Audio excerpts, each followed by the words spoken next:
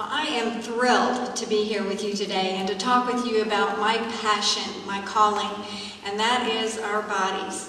These bodies that we have been given are marvelous machines. They would cost billions of dollars if they could be reproduced, and they cannot be reproduced by man. So we have a responsibility to learn about our bodies, to take care of our bodies, and every day make choices that help our bodies. And I'm going to speak with you about that today. My name is Linda Hood. I am a traditional naturopath and a CNHP, which means Certified Natural Health Professional. I believe, and all of my training teaches me, that our bodies have the ability to take care of themselves, that when they become out of balance, they are programmed like a computer to want to return to balance. A balanced body means a healthy body. So our goal from day to day is to work with our body to help it maintain its balance. And if it is out of balance, then it will return itself to health. Most of us have lost the information about how to do that for our bodies. In times past, our grandmothers were usually the healers in the families. They had this information, they passed it to the next generation. But along the way, we've lost a lot of this information, and we've turned our health over to professionals called medical doctors, and we allow them to make choices for us. I want to encourage you to educate yourself and learn as much as you can so that you can make wiser choices about your body. Today, I'm mostly going to focus on food and the impact that it has on our bodies. I want you to know that your body runs on fuel, energy, just like a car runs on fuel. You all know what happens to a car if you don't put good quality fuel into it, or if you don't put enough fuel in, or if it runs out of fuel, how the car is not able to perform at optimum level. The fuel that our bodies use is called food. Food provides the energy that is needed for our bodies to run optimally from day to day. Now, through the years, we have chosen foods to eat that were given to us through nature. Even before God created human beings on the earth, He provided the foods that would be needed for us because He understood the pattern of things. And once man arrived on the earth, he needed food readily available to him because that would be his fuel source. So before man was even created, God created plants. Plants provide not only leaves, fruits, they provide nuts and seeds, grains, the roots of a plant, the stalks of a plant. All portions of plants can be utilized as food and energy. And when man first arrived on earth, what his days were spent doing was wandering around, finding food, eating it as he went, not changing it in any way, shape, or form, but just eating it in its natural state. And that provided optimal fuel for the body and kept the body running the way it was intended to run.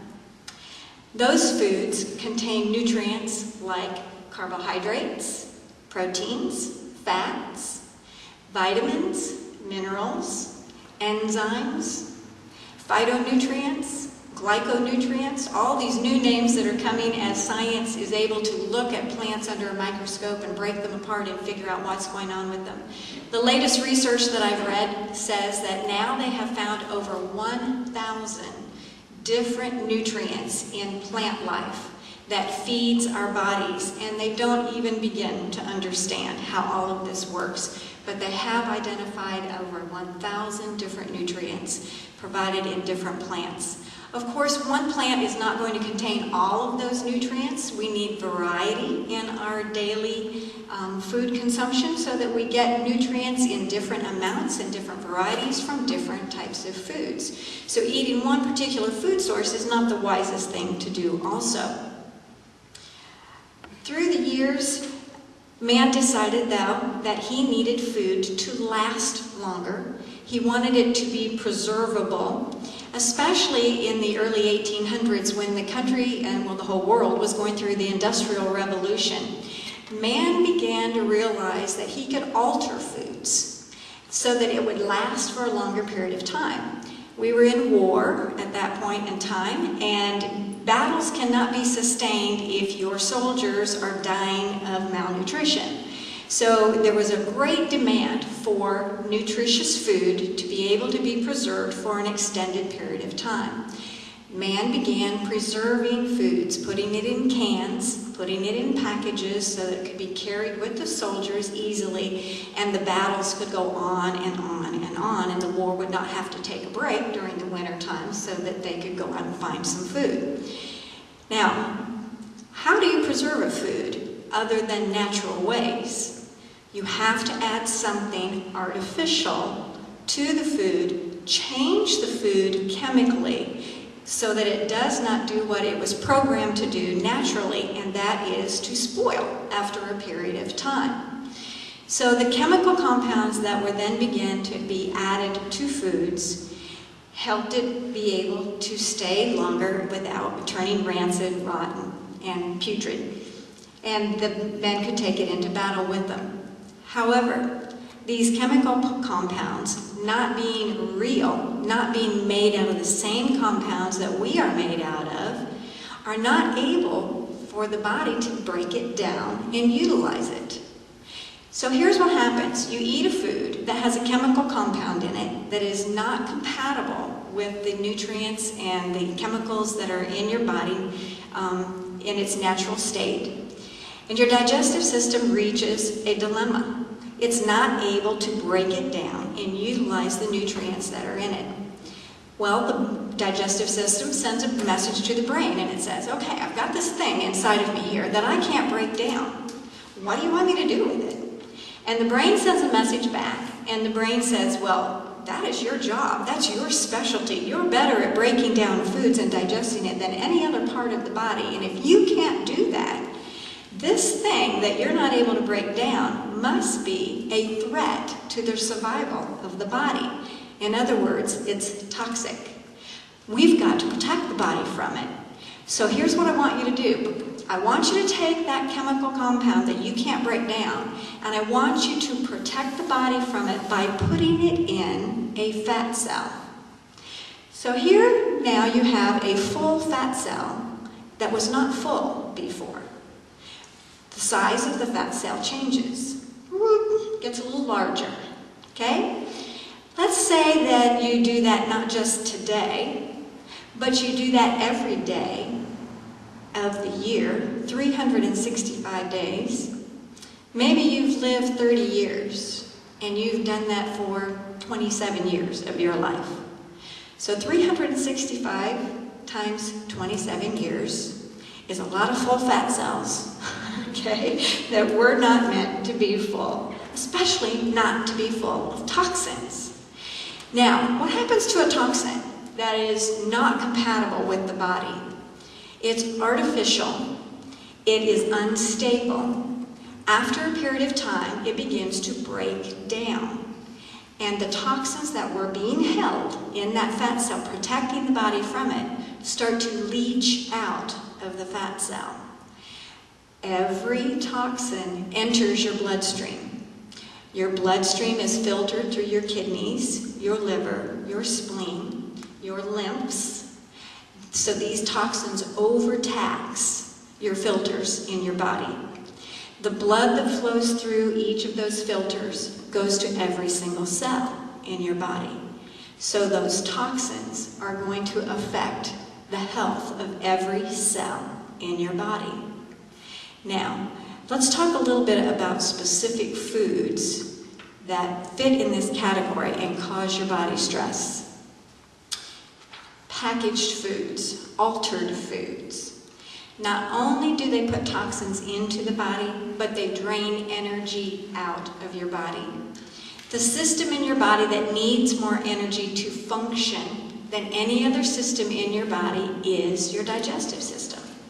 You put a toxic product in your body that the digestive system is not able to break down, and it requires more energy than if it were a natural food, a plant food, that is the same chemical compound that you are.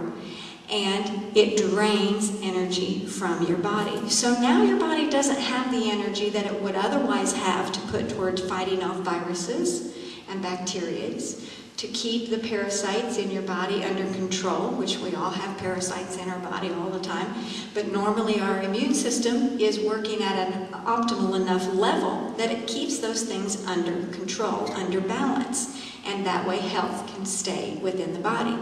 When you overload your body with toxins, now your digestive system, which requires more energy than any other system, has to rob energy from the immune system to keep the body balanced and in health. So let's talk about those processed foods. There are three main things about processed foods that make them very, very stressful on the body.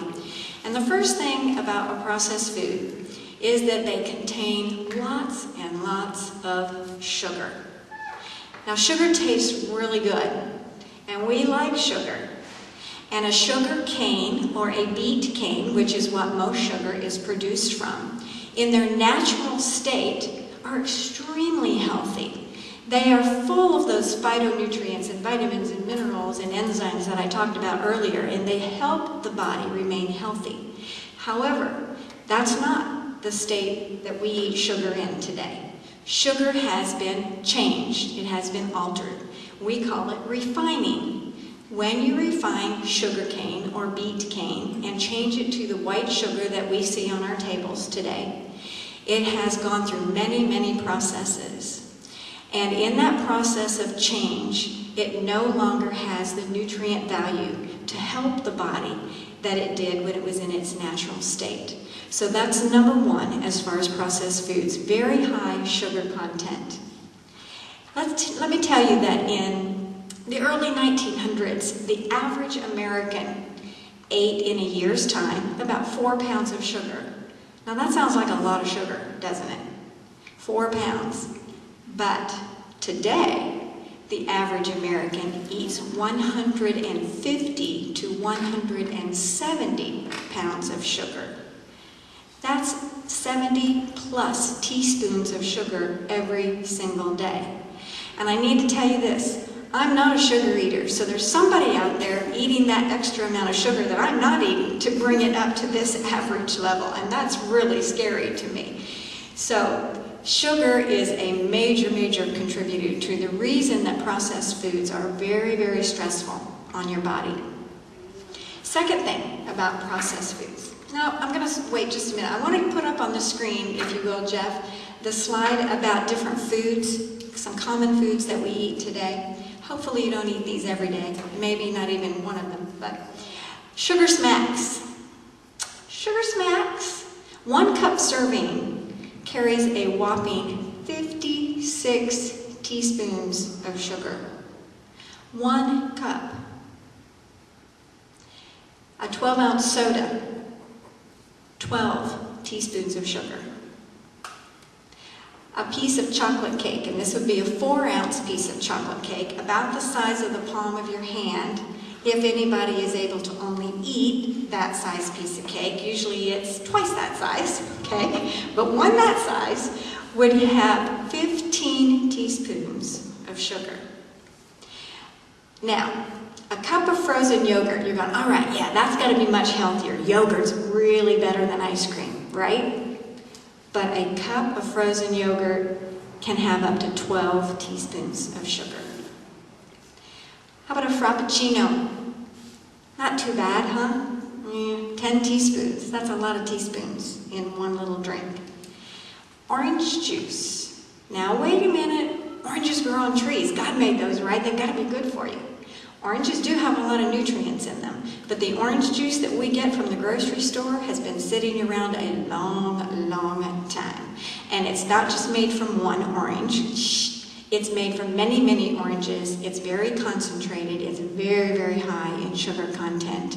And it may have up to 10 teaspoons of sugar. Okay? So just to give you an idea,